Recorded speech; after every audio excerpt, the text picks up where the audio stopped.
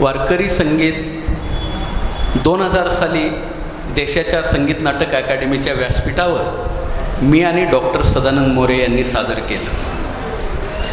त्या दिवशी मला समजलं की वारकरी संगीत आमच्या परंपरेला हे विशेषण आहे. तोपर्यंत मी सुद्धा घर की मुर्गी दाल बाला बराबर या वृत्तीनेच होतो. आयुष्यभर बालपणापासून काय आईच्या उदरात होतो तेव्हापासून मी भजन ऐकलेलं आहे. माझ्या घरात पिढ्यानपिढ्या वारकरी संप्रदायाचा वारसा. माझे आजोबा गायक, माझे आजोबा मल्ल होते आणि गायकही होते. वडील भावार्थ रामायण गायचे आणि आई ओव्या गायची. आई स्वतःच ओव्या रचायची. जाता जाता सांगतो, दादा अत्यंत सूक्ष्म अभ्यासक आहेत परंपरेचे, संत परंपरेचे, संत वाङ्मयाचे.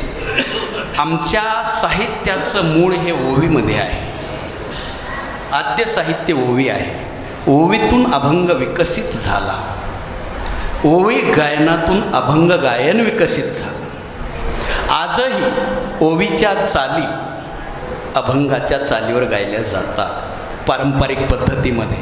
कितीतरी ओव्याच्या चाली अभंगाला आपण आजही गातो. हजारो वर्ष चालत आलेल्या या गोष्टी आमच्या परंपरेने, मौखिक परंपरेने जतन केल्या. लक्षात ठेवा मित्रांनो, या संगीत कलेचा उगम मातेपासून झालेला आहे. आई या देशातले बडे बडे खासाहेब, बडे बडे पंडित भीमसेन जोशी असोत, पंडित कुमार गंधर्व असोत, अमीर खां साहेब असोत, बडे गुलाम अली खां साहेब असोत, यांचा जेव्हा इंटरव्ह्यू म्हणजे मुलाखत घेतली तेव्हा त्यांनी सांगितलं, मेरी माँ गाती थी, वो सुनते सुनते मैं गाता रहा. आईनं मला सांगा, तुमच्या सगळ्यांच्या आईने तुमचा पाळणा जेव्हा हलवला तेव्हा तुम्हाला गाणी म्हणूनच हलवलेला आहे. तेव्हाच तुमच्या कानात सूर मिळालेले आहे. खरी कुलगुरू आमची कोण आहे? आई. ज्या मातेने कधी शाळेचं तोंडही पाहिलेलं नसतं, तिला अनेक ओव्या आणि अभंग पाठ असतात. ती जात्याच्या स्वरामध्ये असं काही संगीत निर्माण करते की त्याला या पृथ्वी तलावर तोड नाही, असं माझं चिंतन आहे. मी सेऊ ब्रह्मरस आवडीने या पुस्तकामध्ये ते मांडलेलं आहे. परत आईपासून हा उगम, ओवीपासून आमचं वारकरी संगीत भजन सुरू झालं. परंपरेच्या चाली मोठा पुढे विकास आहे. याच्यात सर्वात मोठं योगदान सर्व संतांमध्ये तुकोबांचं आहे. तुकोबा जसे वारकरी संप्रदायाचे कळस आहेत, तसं वारकरी संगीत परंपरेचे पण कळस आहेत.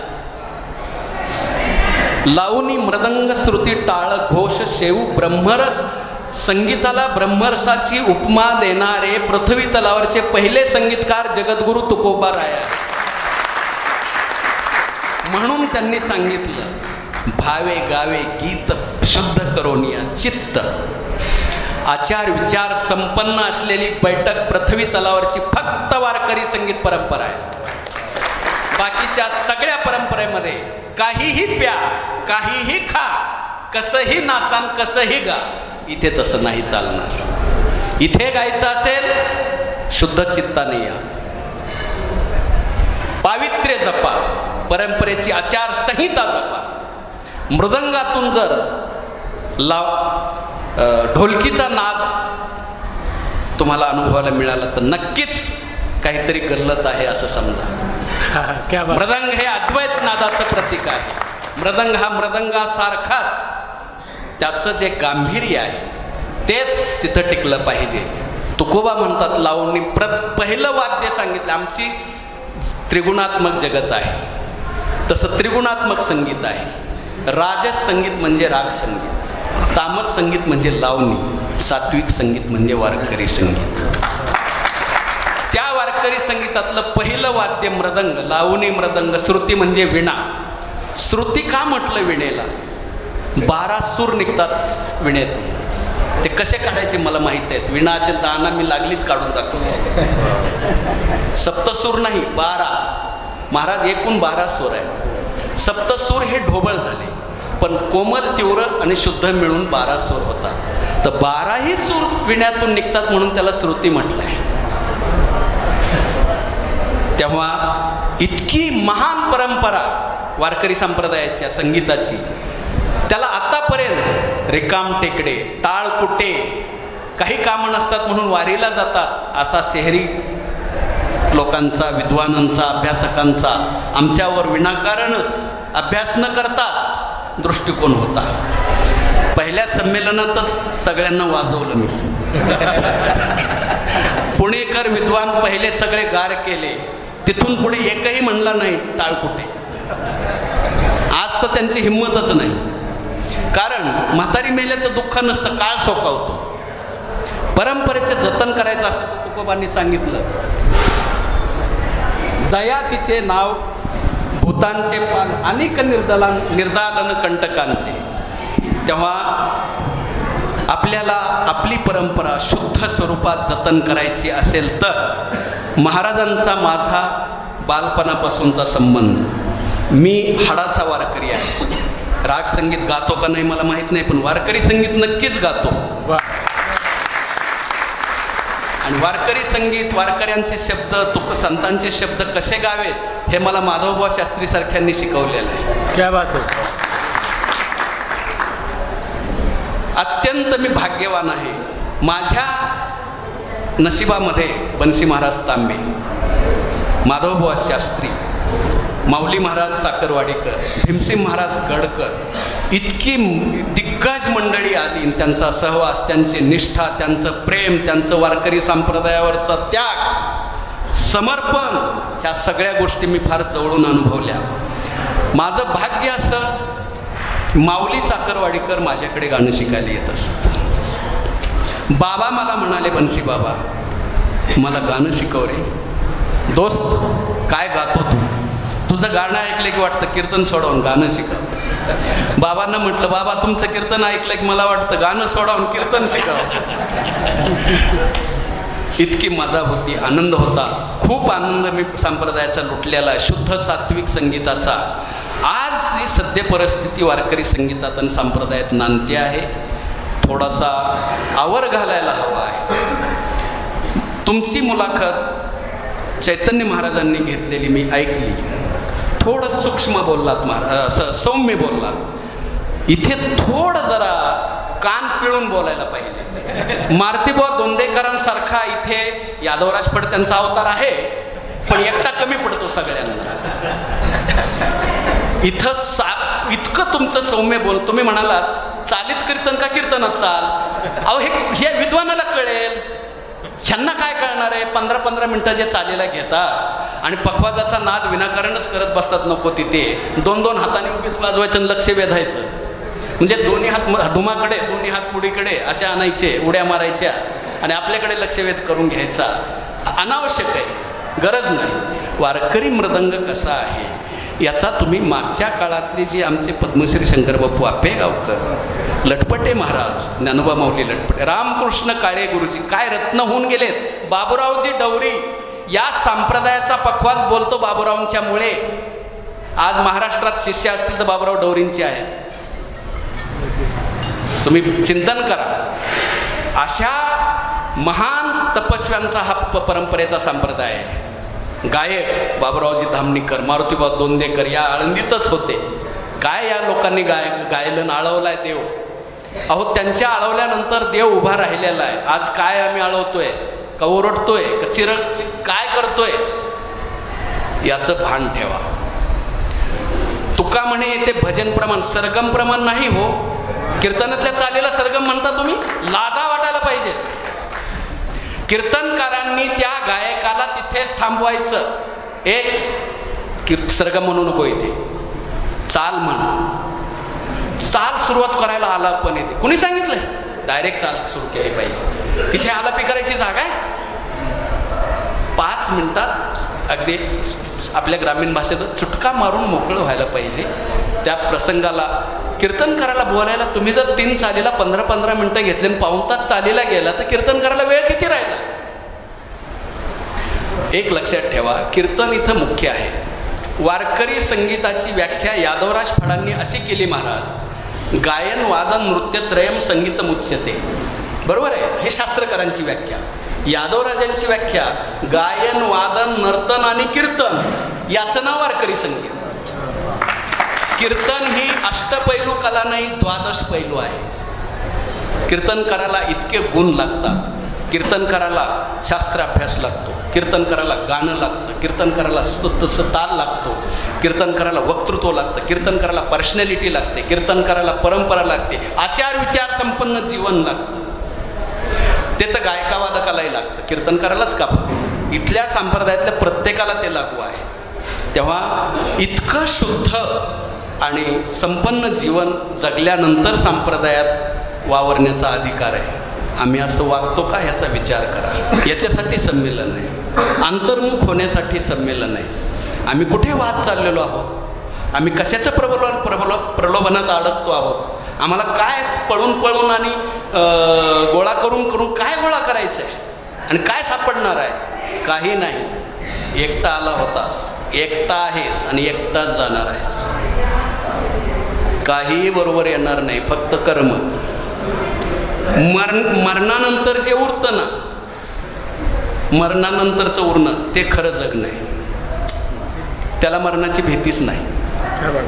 तेव्हा खूप बोलण्यात मला खूप बोलावं वाटतं, तळमळ आहे ती. आणि आधी केले मग सांगितले हे लक्षात ठेवा. संप्रदायाची रीत थोडी चुकली नाही. ज्या दिवशी चुकेल त्या दिवशी मी संपेल, असणारच नाही. कारण मला गुरु आणि सत्संग असा भेटला आयुष्यामध्ये, वाट चुकायचं कारणच नाही. तेव्हा या तुमच्या सगळ्यांच्या आशीर्वादाने मी संप्रदायाची सेवा करू शकलो, वाटचाल करू शकलो. एक प्रश्न असा, पुन्हा अध्यक्ष कसे झाले? मी पुन्हा येईन.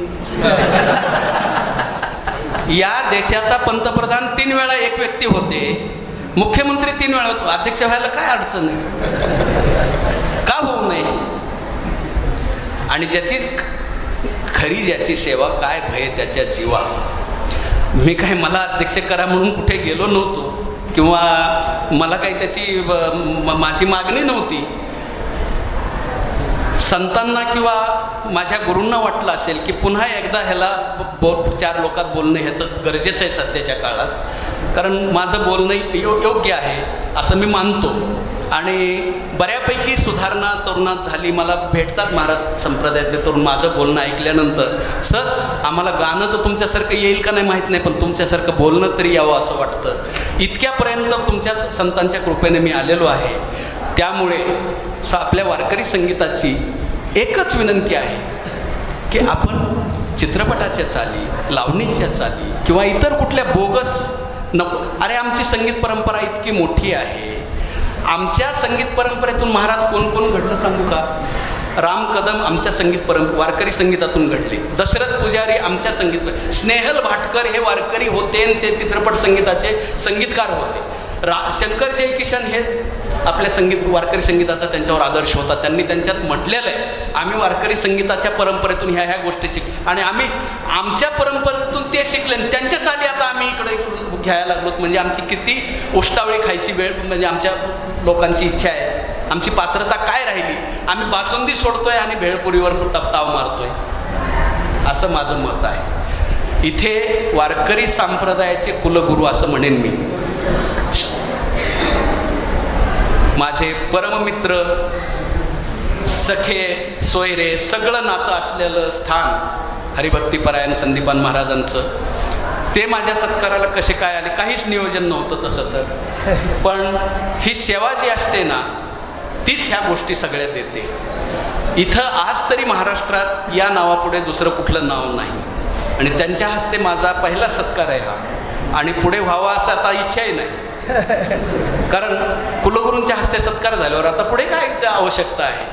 तेव्हा असा सगळा बाज सगळा आपल्या वारकरी संप्रदायाचा आणि आमच्या मराठवाड्याने, मला आमचा मराठवाडा म्हणावं वाटतं, कारण आमच्या स्वामी महाराजांनी या संप्रदायावर फार मोठी कृपा केली. स्वामी महाराजांच्या चाली आज स्वामींच्या चाली म्हणून प्रसिद्ध आहे.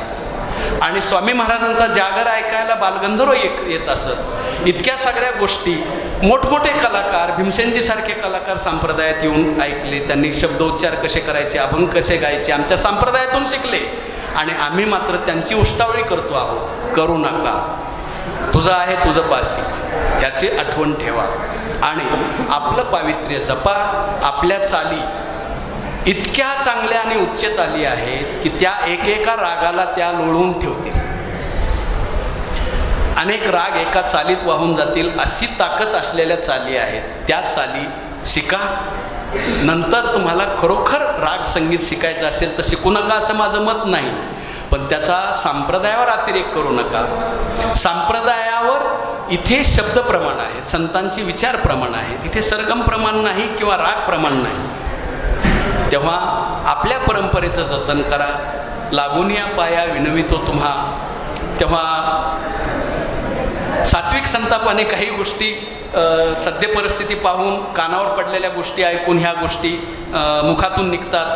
कुणालाही दुखवण्याचा किंवा कुणाला मला बोलण्याचा व्यक्तिगत पातळीवरचा माझा उद्देश नाही. माझ्यापुढे परंपरा आहे, माझ्यापुढे परंपरेचं शुद्धीकरण आहे किंवा परंपरेची आचारसंहिता आहे, ती जपली जावी याच्यासाठी संमेलन करतो.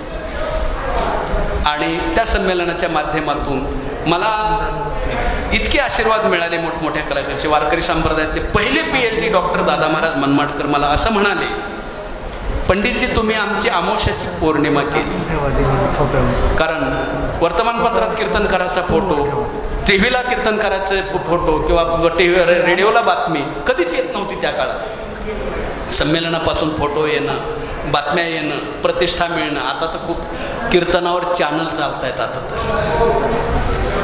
पण त्याच्यातही अतिरेक होऊ नये.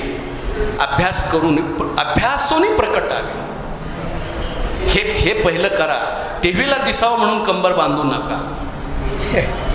तिथे पात्रतेने जा, नाही तर संप्रदायाची सगळी घालून बसल्या जाते. संप्रदायाला कलंक लागतो. संप्रदाय शुद्धच आहे, संप्रदाय उच्चच प्रतीचा आहे, पण आम्ही काय करतो संप्रदायाचे अनुयायी, आमच्यावर सगळं अवलंबून आहे. फार मोठी जबाबदारी आहे, ती पाळावी. ती प्रत्येकाने आपली सीमारेषा आखून घ्यावी आणि संप्रदायाच्या चाकोरीमध्ये आपली सेवा ठेवावी. नक्कीच भगवंत तिथे भजनास. बघा मी अशी एक महाराज, मी दर विजेला तुकोबांच्या हिंदी रचनांचा कार्यक्रम करत असतो गेली अनेक वर्ष. गेल्या वर्षी तर 3 दिवसाचं संमेलन केलं पुण्यामध्ये आणि तुकोबांचं सांगीतिक योगदान या पद्धतीनं मांडलं. आता जसं मांडलं तसं गायनाची रंगी शक्ती अद्भुत आहे अंगी, हे तुकोबा म्हणाले. पण काय शक्ती आहे हो गायनाची, त्याचं मी म्हणू नये, पण चिंतन मी असं ठेवलं. नाहम वसामी वैकुंठे योगी नाम हृदयनच मद भक्ता यत्र गायंती तत्र तिष्ठ. भक्ता गायंती, कलाकार गायंती नाही, गायक गायंती नाही, भक्त गायक. कलाकार भक्त असेल असं नाही, भक्त कलाकार असू शकतो. क्या बात आहे. कलाकार नाही भक्त, आणि असेल तर चांगलंच आहे. म्हणून गायनाची काय शक्ती आहे, प्रत्यक्ष भगवंत त्या भक्ताच्या कार्यक्रमाला समोर उभा राहतो किंवा नाचतो सुद्धा. कीर्तनामध्ये नामदेवांच्या नामदेव कीर्तन करी पुढे देव नाचे पांडुरंग. अहो आमची परंपरा देवाला उन्मनी अवस्था प्राप्त करून देणारी आहे. बरोबर आहे का महाराज? मग इतक्या उंचीच्या परंपरेला आम्ही कुठे खाली नेतो याचा विचार करा आणि त्याला गालबोट लागू नये एवढीच काळजी घ्या. एवढी हात जोडून विनंती करतो आणि लांबलेले शब्द थांबवतो. धन्यवाद. आशीर्वादपर, मार्गदर्शनपर आणि खरोखरच मूळ स्वभाव खूप मृदू आहेत. मऊ मेणाहुनी आम्ही विष्णुदास असं जरी असलं तरी कठीण वज्रास भेदवायचे पुढचा उत्तरार्धही महत्त्वाचा आहे. तेव्हा त्याला अनुसरून मार्गदर्शन इथून पुढे व्हावं. मी महाराजांना एकदा बोललो होतो की 4थ्या वर्षातून जी पिढी बाहेर पडते संस्थेला, तर अंतिम ह्याला माझ्यासारख्याला एकदा बोलवा. आम्ही काहीही घेणार नाही, प्रवास खर्चसुद्धा घेणार नाही. बन्सीबाबा मला म्हणाले होते 4थ्या वर्षाला ते परीक्षक असत त्या काळात 11 रुपये तिकीट होतं नेवाशाचं. 15 रुपये जर संस्थेनं दिलं तर 4 रुपये ते परत करायचे. आज असे त्यागी लोक आहेत का महाराज?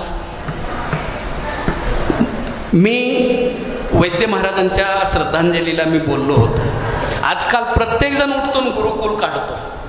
कशासाठी? तुम्हीच सांगा त्याचं उत्तर. गुरुकुल जगाच्या पाठीवर फक्त जोग महाराजांनी काढलं. इथे विद्यार्थ्याला फीस नाही, प्रवेश फीस नाही, शिक्षकांना पगार नाही,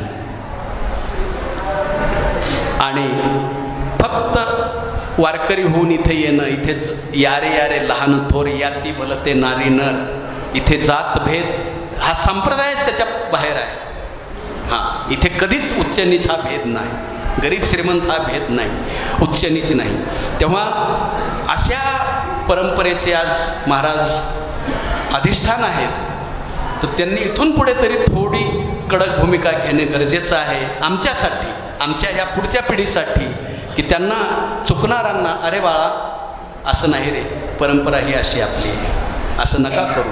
हे थोडंसं जरा अधिकार, तुम्हाला तो अधिकार प्राप्तच आहे, फक्त वटहुकूम काढायचा आहे.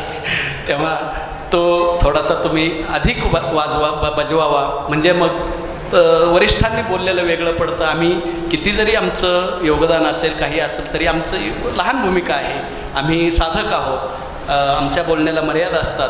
पण तुमच्यासारख्या अधिकारी व्यक्तीने बोललेलं आणि सगळ्यांचं श्रद्धास्थान असलेल्या व्यक्तीचा जो उपदेश असतो, गांधीजींचा जसा आदेश हा मंत्र व्हायचा आणि सगळा देश त्यांच्या शब्दामागे फिरायचा, तसं अशा महात्म्यांच्या शब्दांना किंमत असते.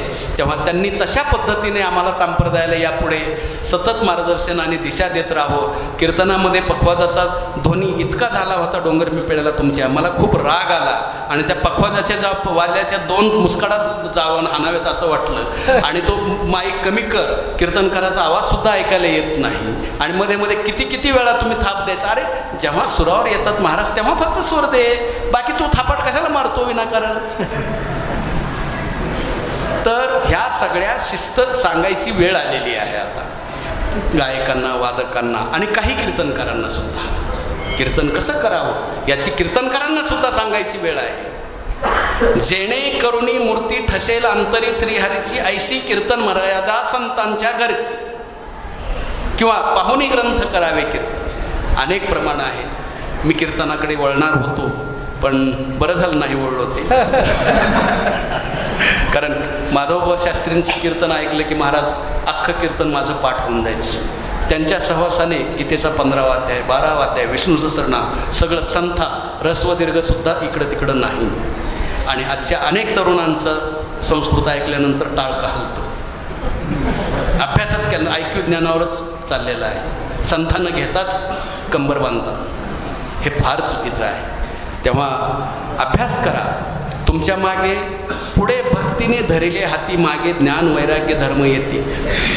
खरीच तुम्ही भक्ती केला ना तर तुमच्या मागे प्रसिद्धी, पैसा सगळं येईल रे, कुठे जाणार नाही. फक्त भक्ती करा. तेव्हा अशा पद्धतीचा उद्देश आणि तत्व ठेवून संप्रदायात वाटचाल झाली पाहिजे, आणि त्याच्यासाठी सतत आम्हाला इंजेक्शन महाराजांनी दिलं पाहिजे, अशी माझी भूमिका आहे. धन्यवाद. महाराजांनी बोलावं.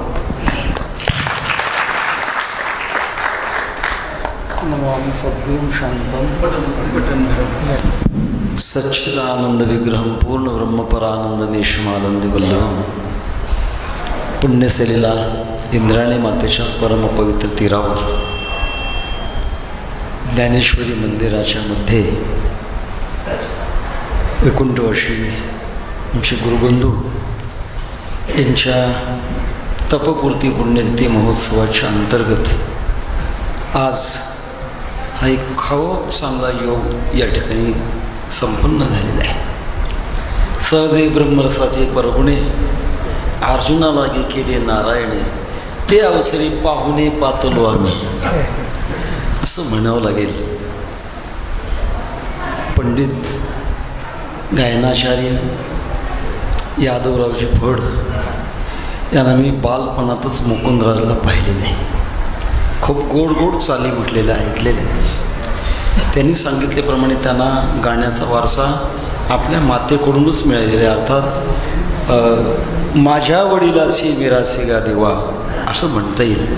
आणि दुसरं मला आज एक फार मोठा आनंद होतोय की महाराजांच्यामध्ये अर्थात पंडित यादवरावांच्यामध्ये मी एक वारकरी संत आज पाहू लागलो आहे. वारकऱ्याचं वैभव आणि अंतरंग अत्यंत सूक्ष्मपणाने जाणून घेणं आणि त्याचा जीवनामध्ये अभ्यास करून तो पुढे प्रवाहित करणं आज काळाची गरज आहे. त्यांची जी अंतःकरणातली तळमळ आहे वारकरी संप्रदायातल्या गायनाच्या बाबतीमध्ये, संगीत गायन आणि वारकरी गायन असा दोन प्रकारचा भेद पाडत असताना संगीत गायन हे वारकरी गायनाला शरण जातं. वा. आम्ही ऐकलं आमच्या वडिलांकडून. वैकुंठवासी गुरुनाम गुरु बंकट स्वामी महाराज पंढरपूरला मठामध्ये काकड्याचं भजन करायचे. उल्लेख झाला आपल्याकडून. 3 मजले गच्च भरायचे. वा. आणि स्वामींच्या ज्या चाली आहेत त्या ऐकण्याकरता त्या काळातले संगीताचे सम्राट बादशाह बालगंधर्व जागा मिळत म्हणून 2 तास अवतरून बसायचे. हे वारकरी संगीताचं महात्म्य आहे. बरीच प्रमाणं झाली.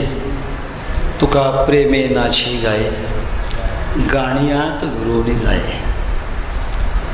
गायन ही एक संगीत शास्त्र हे आपल्या भारतीय संस्कृतीमध्ये अत्यंत महत्त्वाचं शास्त्र आहे. आम्हाला बऱ्याच वेळेला अनुभव येतो.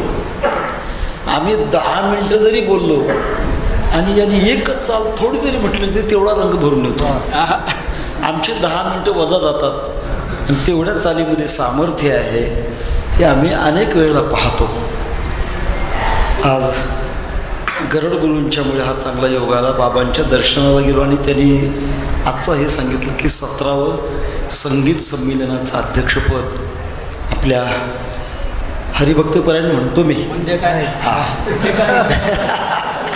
नाही, काही वेळेला संकोच वाटतो. हरिभक्तीपरायण पंडित गायनाचार्य यादवरावजी फड यांचा सत्कार आपण करावा. मला फार आनंद झाला. तो का म्हणे मज घडो त्यांची सेवा तरी माझ्या दैवा पार नाही. आपल्या संस्कृतीच्या अभ्यासात सूक्ष्म अंगात आपण जर प्रवेश केला तर कोणत्याही संस्कृतीचा अभ्यास करत असताना 5 गोष्टी बघाव्या लागतात. तत्त्वज्ञान, साहित्य, कला, सदाचार आणि इतिहास. 5 गोष्टी असतात. याच्यामध्ये आपल्या वारकरी संप्रदायाच्या बाबतीमध्ये जर पाहू गेलो तर तत्त्वज्ञान तुम्हा आम्हाला संतांनी सहजासहजी सांगितलेलं आहे. साहित्य आहे, केवढं मोठं साहित्य मोठं. हो, आम्ही म्हणत असतो विश्वमाऊली ज्ञानोबारांनी रेडा बोलवला, चमत्कार. भिंत चालवली, चमत्कार. स्त्रीचा पुरुष उभा केला, चमत्कार. मस्जिद बोलवली, चमत्कार. पण या सगळ्या चमत्कारापेक्षा 700 वर्षाचा कालखंड लोटला ग्रंथराज ज्ञानेश्वरी तशीची तशी हा सगळ्यात मोठा चमत्कार. तो चमत्कार, त्याचा लाभ आपण घेण्याकरता सगळी मंडळी आपण दैववान आहात. याच्यामध्ये 3रा अंग जे कला, तत्त्वज्ञान, साहित्य, कला. हा कलेच्या बाबतीमध्ये यादवरावने त्याचा देखील चांगला उल्लेख केला. लावणी मृदंग, श्रुती टाळ घोष, सेऊ ब्रह्मर सावडी. विज्ञानसुद्धा इथे अपूर्ण पडेल इतकी शक्ती आपल्या भारतीय संगीतामध्ये आहे. एकदा सोलापूर जिल्ह्यात मोहोळ गावी एका शेतीनिष्ठ पदवी मिळालेल्या शेतकऱ्याच्या मुद्दाम मी बागेमध्ये पाहायला गेलो. फळाची बाग होती आणि छोटे छोटे स्टुडिओ लावलेले होते. मला शंका आली, इथं फळबाग असताना स्टुडिओ कशा करता? मी त्या शेत मालकाला विचारलं, का काही सभा होते, काही स्टुडिओ कशा करता? त्यांनी सांगितलं, महाराज अलीकडे असा शोध आहे, या फळझाडांना विशिष्ट पद्धतीचं संगीत ऐकवलं की झाडं अधिक फळ देतात, म्हणून इथे स्टुडिओ. हे जर आहे तर संगीत शास्त्र हे विज्ञानाच्या पलीकडचं शास्त्र आहे.